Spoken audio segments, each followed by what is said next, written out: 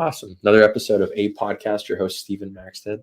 And today we have some super great energy on the other side of the screen here today. We have Sara and Dave from Ash Halo. Now, they are, I'm not going to do justice to this intro here, but they are, I guess, international musicians, DJs, however we're going to classify this. I'll throw this over right away so I don't jam it up too much here. But, and in general, just really great energy people. Recently connected through, I guess, a mutual business connection, we'll say. And I was excited to have them on the show as soon as possible. So Sara and Dave, let me pass it over to you and do a little intro to describe everything that you guys do a little bit better than I've done here. No, you did great. And likewise, very good energy on your side. That's, part of why we're excited to do this because, yeah, you come with really incredible energy. So, so we write songs, we produce music, we sing, we DJ.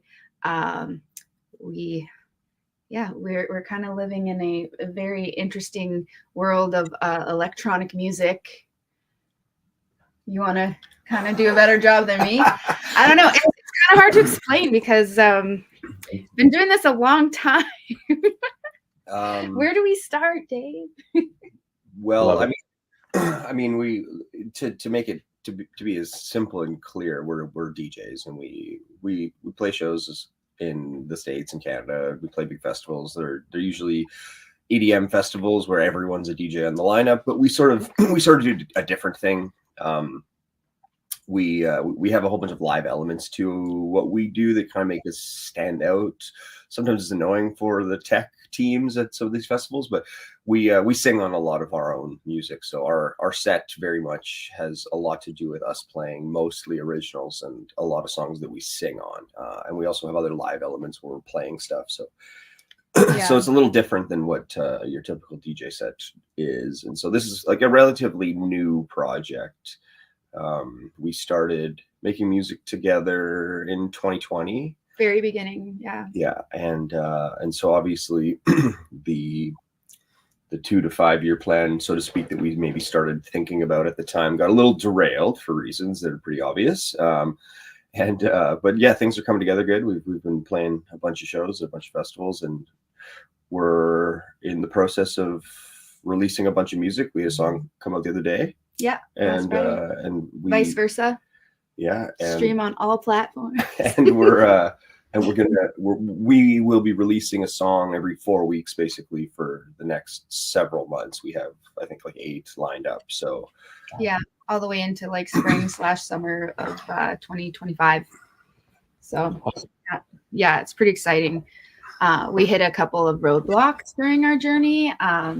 In 2021, I needed some major surgery, and that was quite a hinder in our momentum. And then my mom got sick with cancer, and I was a big part of her care. She lived in Calgary, and so I was flying out there all the time. So we lost her about a year ago, and that was really hard. She was my best friend, so that really naturally set us back, obviously, because that's life, family first, So we're coming into this year, we're coming into 2025 with a renewed focus and energy, and we're just super excited to release all this music we've been making. We get asked a lot, what kind of music do you make? And that's a really fun question for us because one of the sort of promises we made to ourselves and each other when we started this project is we're going to make what we want.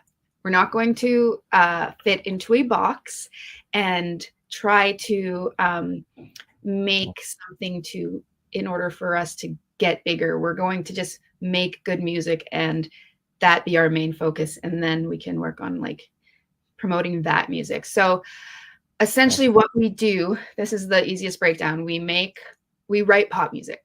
So we'll write a pop song, okay? And then we turn it into whatever genre of EDM that we want. So if we make a song and then we decide let's turn this into a drum and bass track. Let's turn this into a melodic bass drop or melodic bass track with with like a anthemic drop. Let's make this one like super hard and crazy speed house. Vice versa, the song we just released is a great example of a song that has an identity crisis, because there are like 5 different drops in that song. It goes from speed house to like a melodic bass trappy drop to a hard style drop.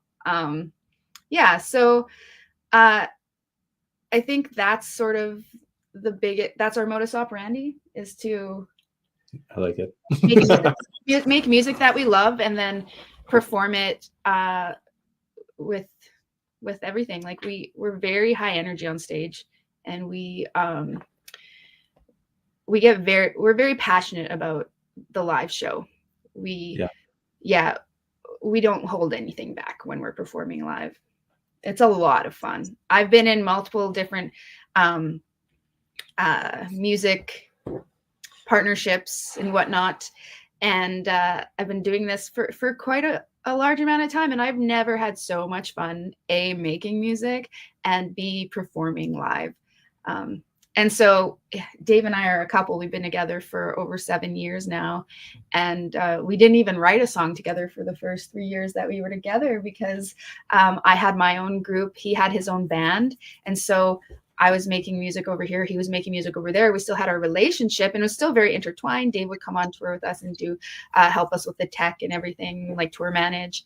But when 2020 rolled around, we're like, let's try it out. Let's make a song together. And the chemistry was just so incredible. We were like, whoa, okay. We actually we're going into it expecting the opposite, like making music together. You're like, okay, let's do it. And then like, oh, this sucks. Like, no, we're butting heads. It's like, no, we were just like feeding off of each other's ideas. And it was really cool. Yeah, it wasn't even fully decided on, so to speak, or even planned. It was almost the conversation to begin. It was that I'm the producer in my pop band, and I like writing music a lot. And so the idea at first was sort of, I'll help you write some music. We'll make some music, but for her to launch her solo career, relaunch it, yeah. And so that was maybe the beginning conversation. Yeah, and then let's make some songs together, and like I'll bring my bass music expertise, and he brings his pop music expertise. And a couple sessions in, I don't remember which one of us posed it. Maybe it just naturally came to the table, but the conversation naturally led itself to, we should just do this together, And so, very cool.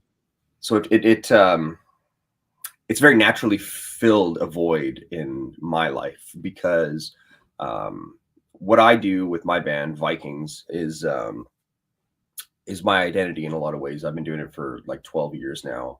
It's very much just like electronic pop, kind of like Foster the People or Glass Animals, and I've always believed that this is what I was going to do for a living, basically, be my professional career.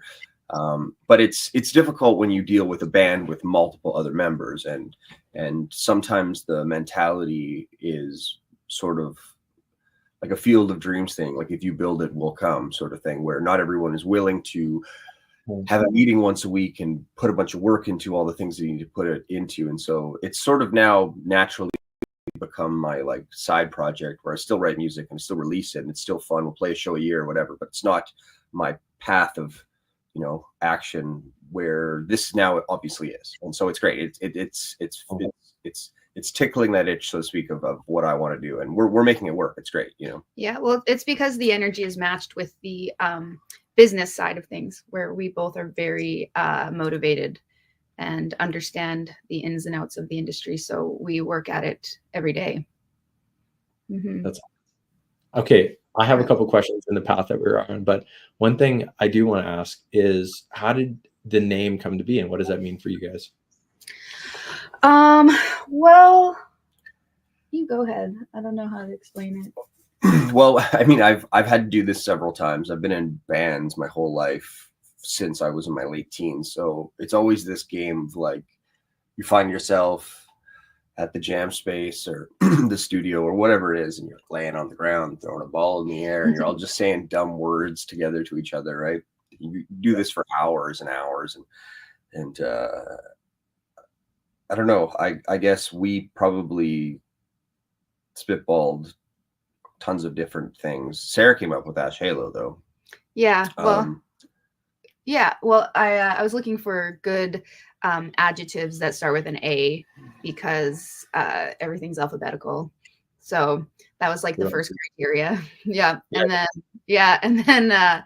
then you're just kind of looking for like cool like adjectives with a good noun. And you just like trying to find like a combination that makes sense. And that's sort of how we pieced it together. But Ash and Halo also was sort of symbolic.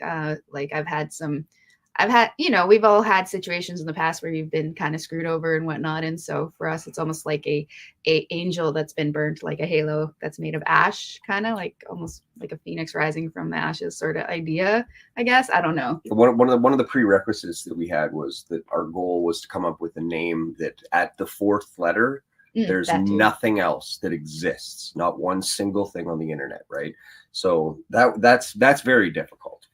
We had lots of ideas that were cool, but it's like you're getting to like the ninth letter before it's unique, because there's too many variations, and there are every social media account for every word combination has been taken now. It's crazy, right? Like we have Ash Halo music. We couldn't even get Ash Halo. Some girl in China or Japan has like 10 followers, but with Ash Halo, it's gone. Like it is what it is. We were like, why would you do that? But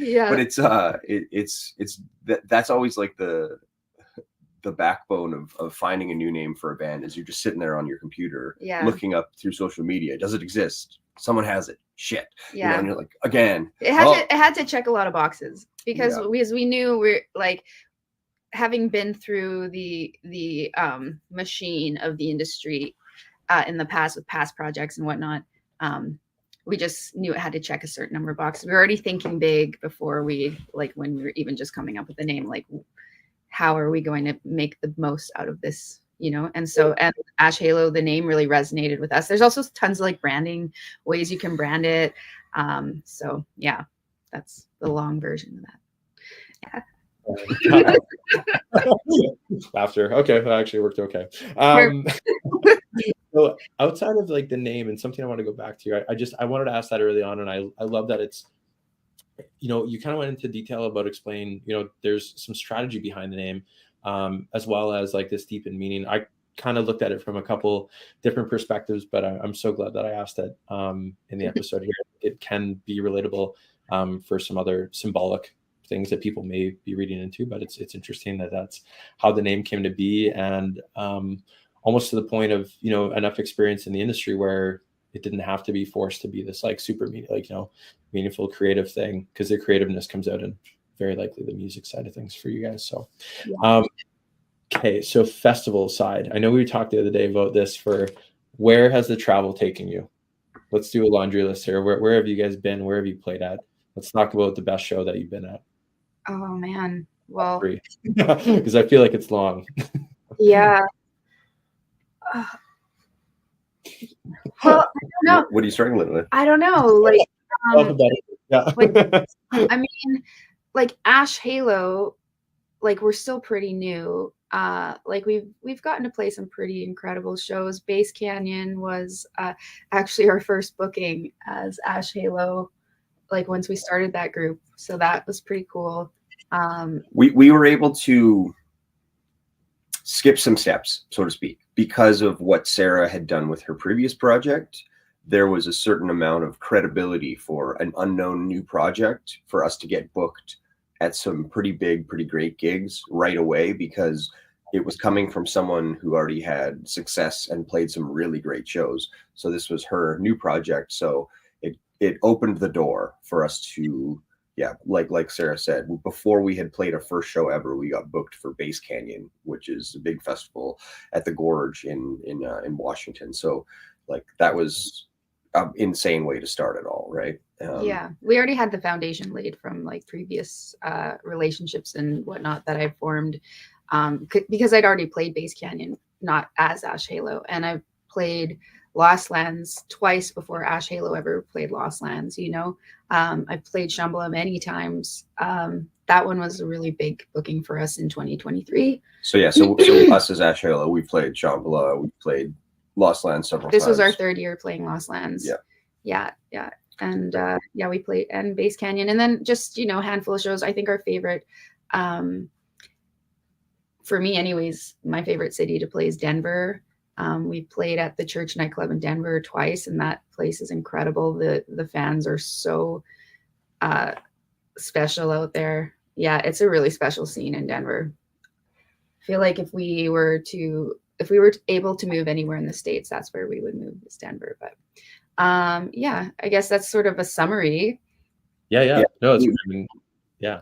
We've played a ton of like mid-size Canadian music festivals as well, which are always fun, you know, because like you know, in all transparency, with this project being relatively new, we're obviously not getting put onto the main stage in a primetime slot when you have artists at these festivals that are like at the 100K range of their fee, you know, like there's some big names playing these festivals. So we end up on a smaller stage, and sometimes it works out fantastic though, you know, like, because it's still, all the stages of these festivals are all fantastic. It's always incredible. Yeah. But some of the smaller or mid-sized Canadian music festivals we'll get booked as one of the headliners. And so those are always great because we'll play like a headlining slot, perfect prime time to like the entirety of, you know, 1,000, 2,000 people at those festivals. And those always end up really great too. Yeah. It's always really fun. Yeah, our Shambhala booking was incredible because we played on one of the main stages and prime time. Yeah. So that was awesome. Yeah. Very neat. It's a double head that. So I guess like in the mix side too, just to say this out loud, but how many folks would be at those festivals in stateside if someone is not familiar with going to them, just for the sake of sharing? Yeah, like how many eyes and ears are on you guys at those stages? So Lost Lands is a special one because we have our set there, but then they also do this really amazing thing on the Thursday night. It's a huge back-to-back party. So essentially, if you're playing the festival, you have a chance to get up on stage in front of like 40,000 people. And so, and drop your own original songs, you know? So we've had that opportunity to be on the main stage in front of that many people and have them bouncing to our music. And like, when we played an ID, like an unreleased song that we have with House of Panda. And the drop was a speed house drop. So very high energy. And so at that point, like we had dropped a few songs at that, but in that particular point, I'll never forget, because it was the first kind of speed house drop of the night. Most everything else had been dubstep up to then. I'll never forget the crowd cheering and like jumping all in unison together, like 40,000 people. You could just see them like jumping and screaming to one of your own songs that you made.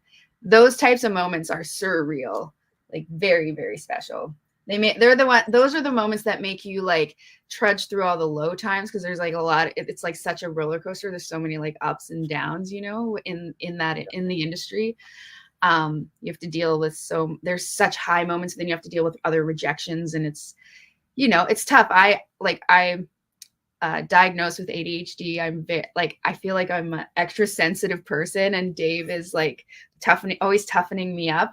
But it's moments like that. It's moments like that where you're on stage in front of 40,000 people jumping to your song. And those are the moments that like keep you going through everything else, you know? That's awesome. It's kind of like you're reading my mind right there. I was just gonna be like, what was the favorite moment? What does it feel like? Of capturing. I don't ever imagine. I've spoke like emceed weddings of like 200 people, and that feels intense. So I could imagine. So these festivals, like, usually they sell out, like Shambhala, Base Canyon, Lost Lands. And so the festival itself has around 80,000 people. But that stage in particular was around 40,000, like for the back-to-back. So that's for sure the biggest crowd we played in front of. So I think we had a similar moment where I also dropped the first drum and bass song of the night that night too, and the crowd went crazy. So yeah. It's very awesome. Fun. Mm-hmm. And do you sense that when you're up there? I mean, like I've been to some festivals before where I'm like, they're totally in control of my vibe right now. Like I am totally bobbing, and obviously you have that feeling there, and you can kind of probably feel like you're controlling the vibe of that whole environment to some degree. Oh yeah, for sure. I mean, it's interesting because so I do a lot of open format DJing, like for my like livelihood to pay the bills. Like I play clubs and will just DJ for like 3 or 4 hours and have no idea what song I'm gonna play next, you know? And and Ash Halo, our sets are very rehearsed because we're playing so much original music. There's so many like important moments and transitions with what we're doing that like that's down to a T, right? So regardless of like how the crowd is reacting, we're going to stick to the set, right? And usually it's not a problem. Our shows are so high energy, like very like go go go, and we also bring like a crazy amount of energy to the stage. And so uh the control, like what you're talking about there, is more in my mind of like an open format kind of thing where it's like, okay, I have my USB, plugging it in, there's 40,000 people, which song should I drop right now, you know, that kind of thing. And you are steering it, you're steering the ship with like a ton of other, let's be real, dudes. And there's a few girls in there, but it is a sausage party on stage there, let me tell you, to like elbow your way in just to like get in front of the CDJ. um and yeah, that's more of like you're like co-curating with all these people and just like guiding the vibe. It's pretty cool. Yeah, there's different ways of looking at it. Like some of like the house legends out there, like someone like a Carl Cox or someone like that, like their style is they like long format, open format music festival slots where like they'll get 3 hours or more, which is insane to me. And they won't plan a set on purpose because they'll pick out, 500 songs, and their kind of modus operandi about it is like, if I can't put together a set, why are they paying me this much money on the fly? Why, if I can't do that?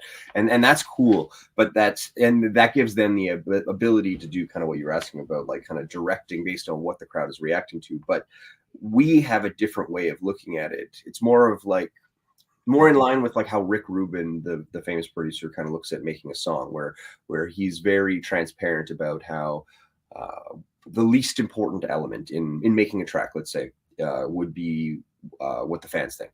That's that, and it's a weird thing to hear at first. You're like, whoa, why wouldn't you want to? Like, no, because what it is if you are making music for people, then you're going to water it down to then appeal to the most amount of people that you're hoping to, and it loses something within its arc, right?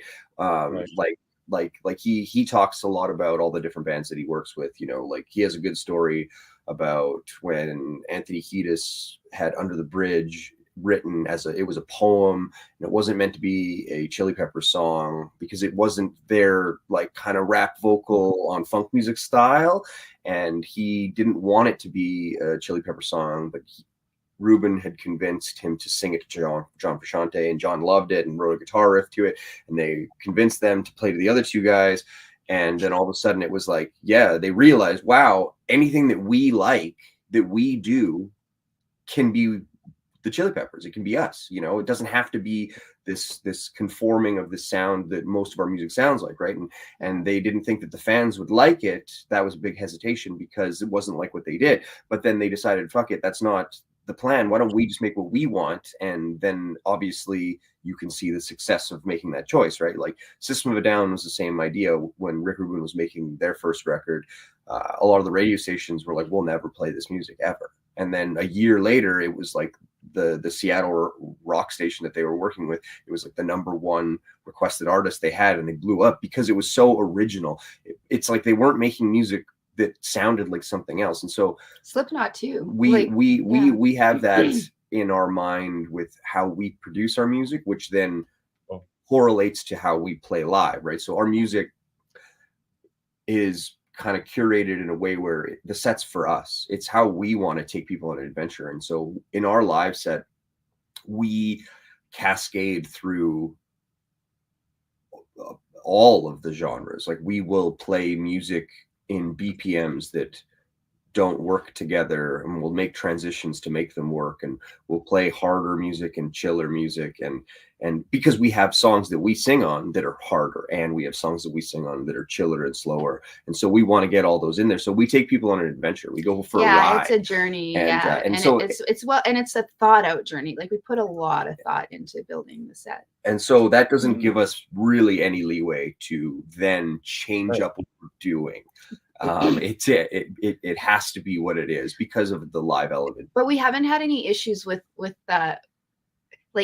Like the idea is that we create something and then the people join us on the journey. It's not like we're like seeing something and we need to change it and move it in a direction. Like we're welcoming you onto our journey. The number one response that we get every single show, that people like the positive feedback is the chemistry that Dave and I have on stage, because we both sing and we both sing on most of our songs, and we're interacting with each other a lot on stage. And I don't know, something happens because Dave and I just, the way that I can sort of describe it is we create such a safe space for each other on stage to really just connect and feel the music and perform it together in a way that, from what we've heard from feedback from our from the crowd, from our fans, etc., is really like touching people. Like we've had people say that we've made them cry in the crowd, and like that's pretty cool, especially when our music is like really crazy high energy for the most part and we're making them cry in the crowd. Like that's a really incredible compliment. So if that's something that's working, it's something that we just are doing naturally. We weren't ever like, it was never what's the word I'm looking for? It was never a design for us to let's do this and make them feel that way. We're just like making music that we love and performing it the way that we love to, and it's working. Yeah. And I think that goes to like kind of, there's some things I've seen recently online about being authentic. It's one of the reasons I love doing the podcast, because you get to talk for so long where you kind of pull back the cover, hopefully, on, cracking the code on different people, which everyone's been really great that we've had on. But you could tell the first time that we met there, and even on here, and hopefully that translates on the other side for viewers. But the chemistry that you guys have in terms of like, complimenting and discussion and other things, like you can see that on here. I can't imagine, I haven't seen you guys perform yet, but one day. And, what that would be like on stage, because you can pick it up just in general conversation. That's cool.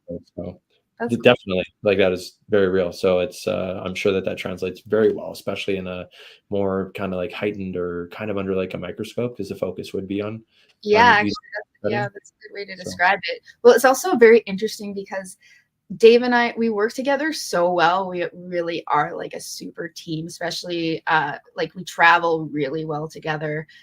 Some couples, you can tell like it's like it just falls apart when they're traveling.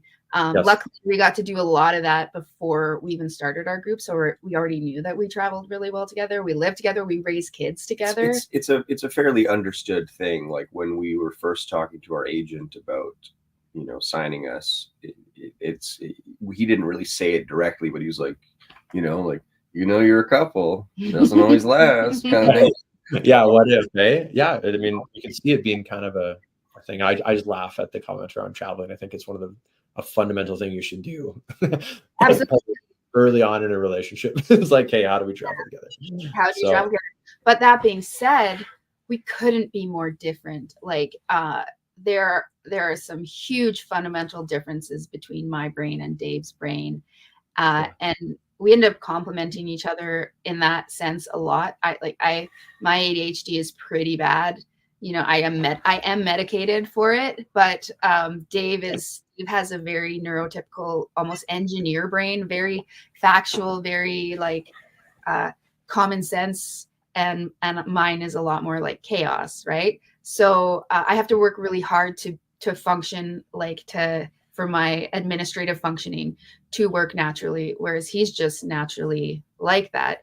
And so I definitely get the better end of the stick in this situation because he's doing my laundry and cooking our food and feeding our children, and I'm here and there and here all over the place. But yeah, so that I just wanted to say that because I'm talking about how much camaraderie we have, how well we work together. But I also want to point out that we're also very, very different too.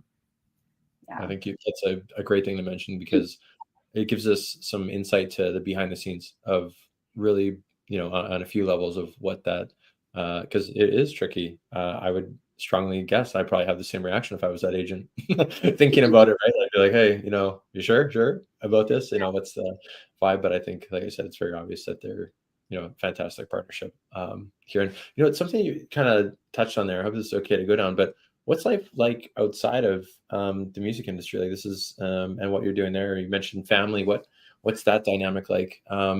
Because we don't often get to hear about that from, you see the stars on stage and performance and stuff, and that's usually as far as we go. So if you guys are okay with chatting about that, what's that look like for you guys?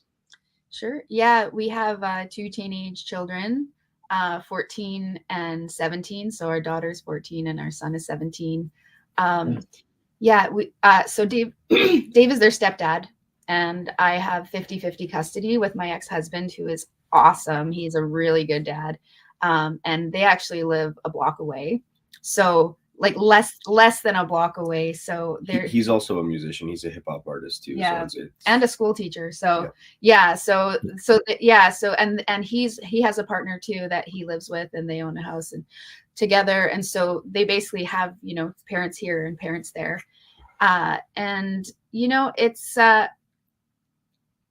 It's interesting because I had to take a break from music when I had my kids, because, when they're really little, there is a lot you have to get used to and learn, and so it was essentially, I had a music career before my kids were born, took a bit of a break to have my kids.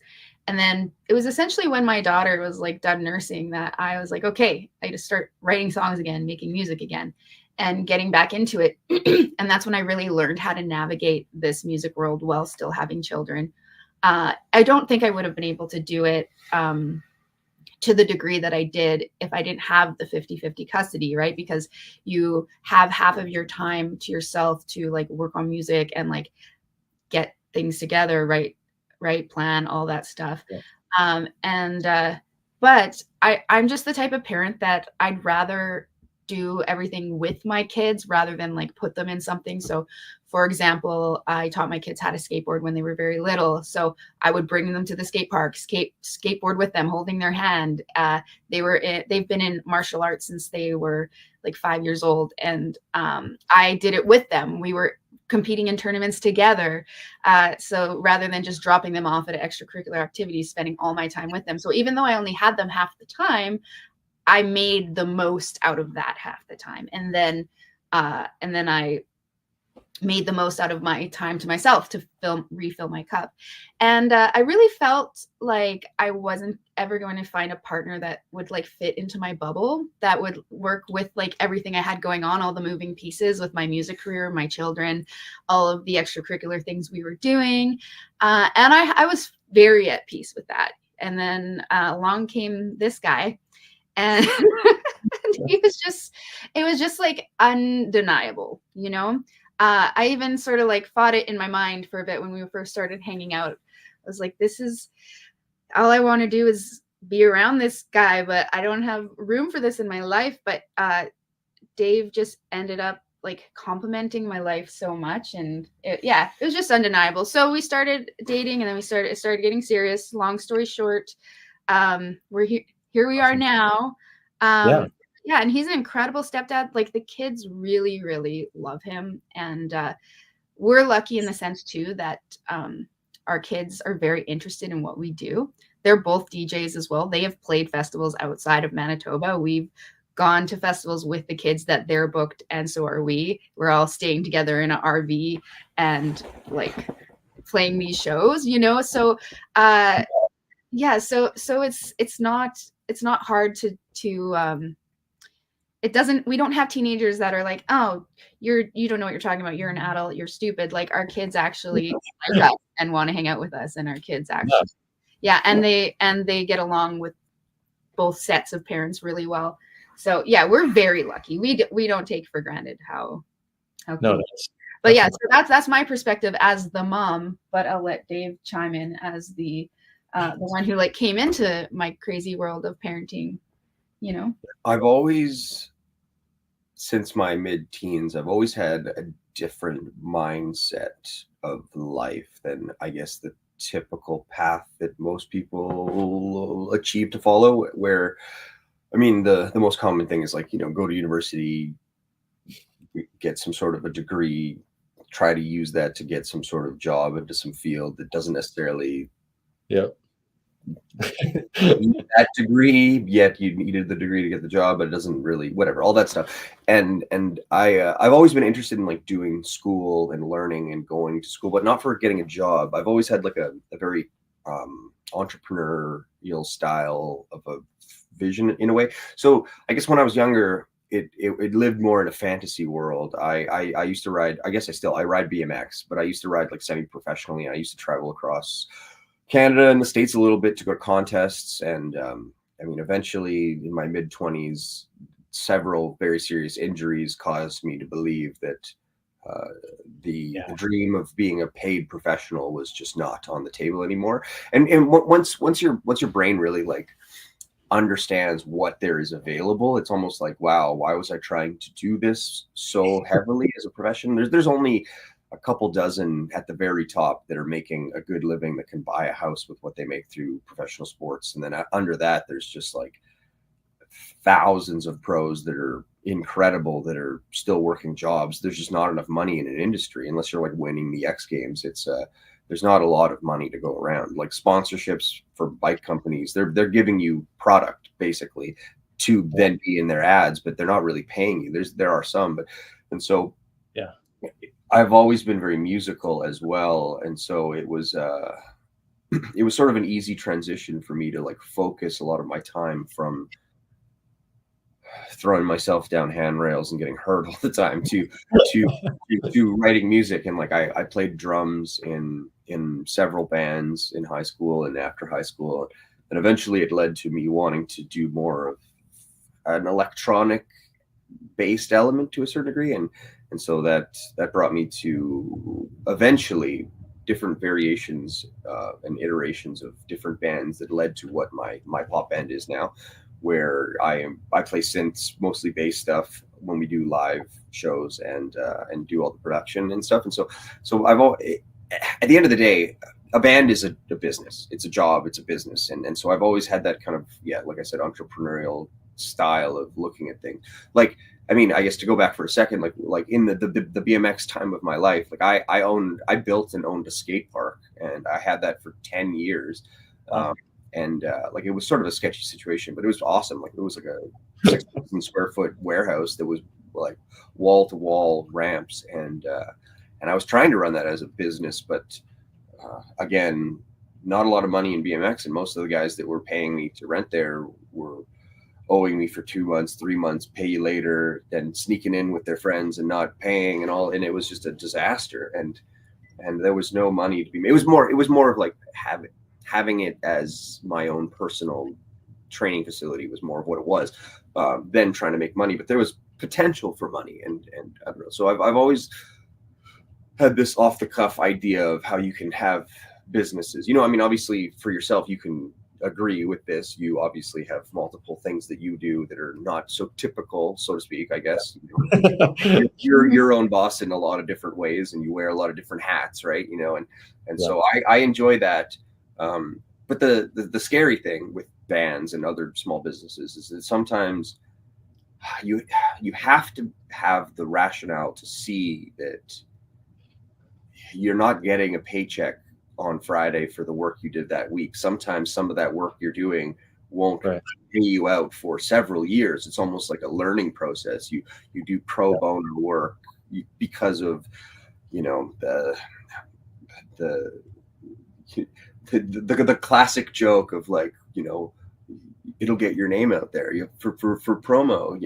You can shoot my wedding and then tell everyone you did for free, and it's like that's not worth it. But it's like those steps that go through. Like I've worked on other artists' music where I haven't been paid for it, and so it's you see the potential of what can create money for you down the road by putting in all this work over time. And it's very difficult to find someone to see that and be like, that sounds awesome. Because it's to most people, you're like, that's not feasible or smart. But so finding Sara and her sharing a very similar mindset, pathway, understanding that you can put in a lot of time and not get paid for something very well for X amount of time until it gets to a point where the dividends start paying out, when you can create exponential residual income from past works, right? That's theirs, but it's attainable. That's the business side though. What about the personal side? Well, it kind of ties with the personal side because my mindset. Oh, you were attracted to me because I was very driven. And then to tie it further, obviously her kids skateboarding, me riding BMX, that was an easy way for us to connect. When we first met, I was like, oh, well, should I meet you at the skateboard with the kids? And then that was how I slithered into your life. Yeah, and I was very like, oh, I love hanging out with grown-ups at the skate park. Yes, come hang out.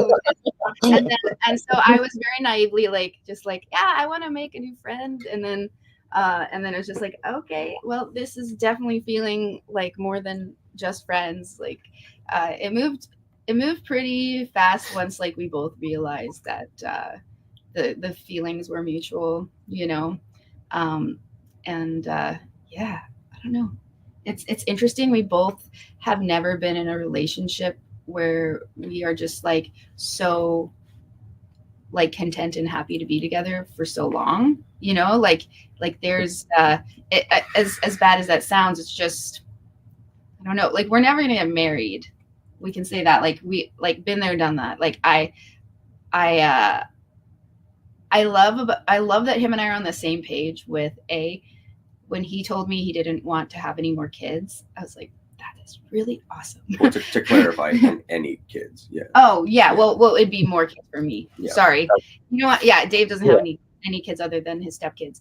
But yeah, I didn't want to have any more babies. I have 2 incredible kids. I won the lottery. I'm good. So to find a partner that's also like on the same, it's like, okay, there's some like deal breakers, right? And it's like, oh, okay, so this is really great because I'm really happy right now and I'm enjoying this. Do you want more kids? Nope. Or do you want kids rather? Nope. Awesome. Okay. And then I don't really want to get married ever again. Like I'm good on that. He's like, yeah, me neither. Awesome.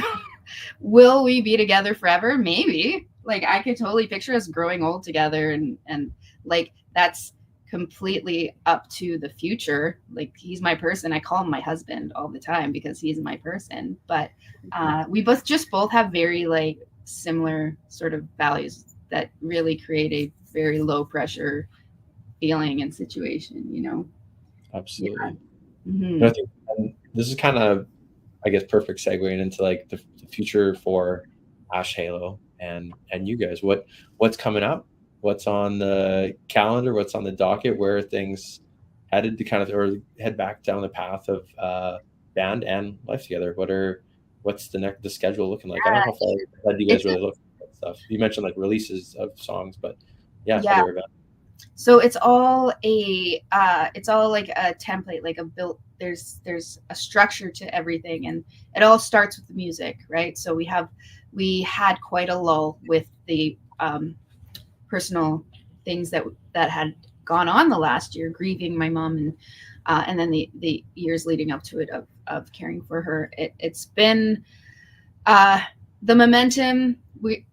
We're still going in the right direction, but the momentum was almost impossible to like skyrocket, right? So we are now coming in. We have such a it's all very exciting, and we have a huge plan, but there's still so many moving pieces, right? So everything is getting booked right now. This is when festivals and whatnot for the spring and summer are all being booked. So all we can have control over right now is our music. So we have all of these releases lined up. We're signed with Create Music Group, which is an awesome I